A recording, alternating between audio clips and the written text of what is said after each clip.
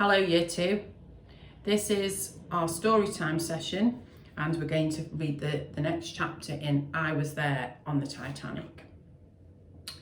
So last week we learnt about Daisy and her brothers and how they were setting sail on the Titanic, and they were talking about how amazing it was.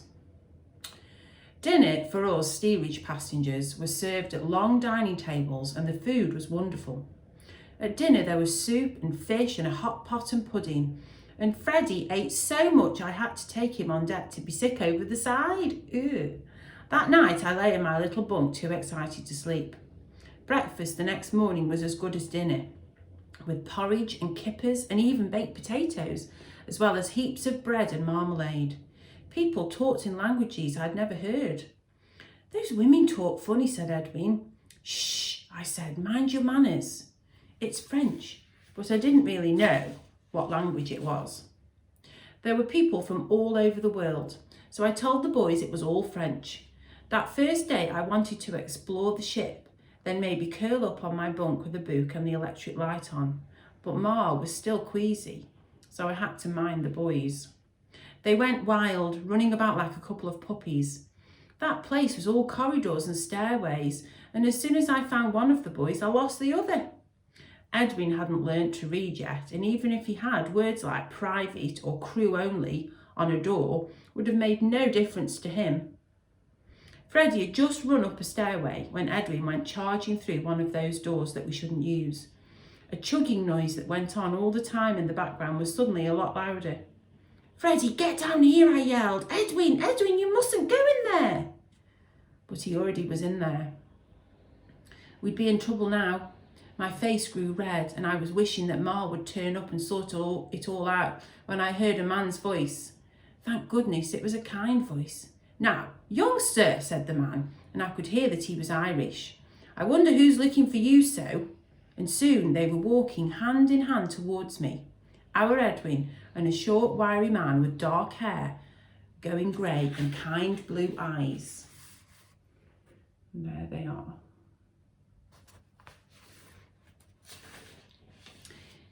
Is it this little scamp you're looking for, madam? He asked. Madam, I was only 10. I'm very sorry, sir, I said. Edwin, you stay with me and say sorry to the gentleman. Freddie had come downstairs. He didn't do it to be good, he just wanted to know what the noise was. 'Tis the engine, said the man. Would you like to see how they make the ship go? Are you the captain? Asked Freddie. The man laughed. I wish I earned his money, he said, and squatted down to talk to them. Captain Smith has a little beard and a very smart uniform, covered in gold braid and brass buttons. I'm a deckhand. That's like an odd job man. They call me Paddy. I introduced us and explained about Ma being poorly. He took us along a gangway, up a little stair and into part of the ship that not even the post passengers could visit. It smelled of coal and steam like a railway station. I can hear something chugging, said Freddie, and Paddy opened the door. Before we even stepped inside, the noise hit me. Think of a great whooshing and thumping like a train, but much louder. I thought Edwin would cry, but he didn't because he was holding tightly to Paddy's hand. We stepped forward onto a gallery like an iron balcony going all the way round the room, and there we were in the engine room, the huge, swooshing, gleaming, thumping heart of the Titanic. Imagine a row of giants all standing with their legs apart and their arms across each other's shoulders. But these giants were enormous metal giants with square legs and huge round drums where their heads should be. And the men walking round them looked as tiny as Freddie's toy soldiers. There were galleries everywhere and ladders. Paddy squatted down beside the boys. Do you see, he said. That's what keeps the ship pushing through the sea, all the way to America.